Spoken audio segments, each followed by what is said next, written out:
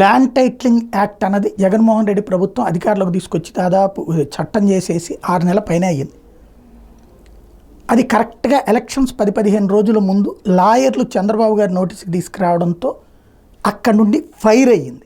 ఓ రకంగా మంట పుట్టించింది.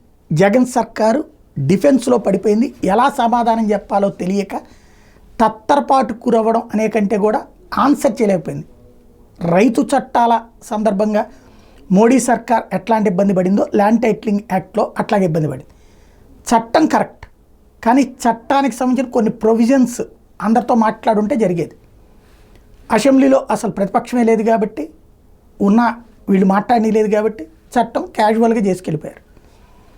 ఒక సమస్య, ఒక భూ వివాదం వచ్చిందంటే ఆ వివాదాన్ని కోర్టుల చుట్టూ దశాబ్దాల తరబడి తిరగకుండా మధ్య మార్గ పరిష్కారం, ఇప్పుడు మధ్యవర్తిత్వ కోర్టులను ఎట్లా పెడుతున్నారో అట్లాంటిదే ఈ ల్యాండ్ టైటిలింగ్ యాక్ట్ కేంద్ర ప్రభుత్వం ఇచ్చినటువంటి ముసాయిదా. దాన్ని రాష్ట్రం ఏం చేసిందంటే ఈ ట్రిబ్యునల్ లాగా వేస్తుంది. వాళ్ళే ఇక్కడే పరిష్కరించేస్తారు. అందులో సీనియర్ రెవెన్యూ డిపార్ట్మెంట్ వాళ్ళు ఉంటారు కాబట్టి అక్కడే ఆ కాగితం ఒరిజినల్లా కాదా, ఆక్రమణ జరిగిందా లేదా, ఇది తేల్చేసేసేయడం, అక్కడే తేల్చేస్తారు. అక్కడతో క్లోజ్ అయిపోతుంది. ఒకవేళ అక్కడ నచ్చలేదు ఆ తీర్పు అని మనకు అనిపిస్తే అప్పుడు హైకోర్టుకి మాత్రమే వెళ్ళాలి. అక్కడ లాయర్లకి కోపం వచ్చింది. ఎందుకంటే సివిల్ కోర్టులే లాయర్లకి పెద్ద ఆదాయ వనరు. సివిల్ కోర్టులలో ఇక పని ఉండదు సివిల్ లాయర్లకి. కాబట్టి ఇక్కడ అడ్డమడే సాధారణ ప్రజలకి అదంతా పరిష్కారం కావాలనే కోరుకుంటారు.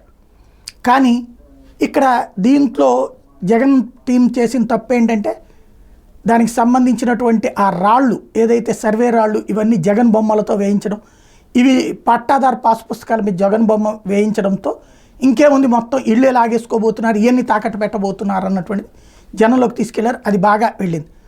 దాన్ని బేస్ చేసుకుని చంద్రబాబు గారు మేము రాగానే రద్దు చేస్తామన్నారు. జగన్ దానికి ఇది కేంద్ర ప్రభుత్వందే, ఇది ప్రజలకు పనికొచ్చేదే అని చెప్పిన అప్పటికి నెగిటివ్ 100 వెళ్ళాక ఒకటి పాజిటివ్ చెప్తే, ఇప్పుడు 10 మంది ఈడెదవా అని చెప్పాక ఒకళ్ళో ఇద్దరు వచ్చి ఇతను మంచోడు అని చెప్తే కన్విన్స్ అవుతారా? అట్లాంటిదే ఆ చట్టం రూపంలో అయ్యింది. దాని ఇంపాక్ట్ ఇప్పుడు జగన్మోహన్ రెడ్డి దోషి అయ్యాడు, చంద్రబాబు వీరుడయ్యారు. అది సక్సెస్ఫుల్గా ఆ చట్టాన్ని ఇప్పుడు రద్దు చేయడం ద్వారా తను ఇచ్చిన మాట నిలబెట్టుకున్నారు చంద్రబాబు.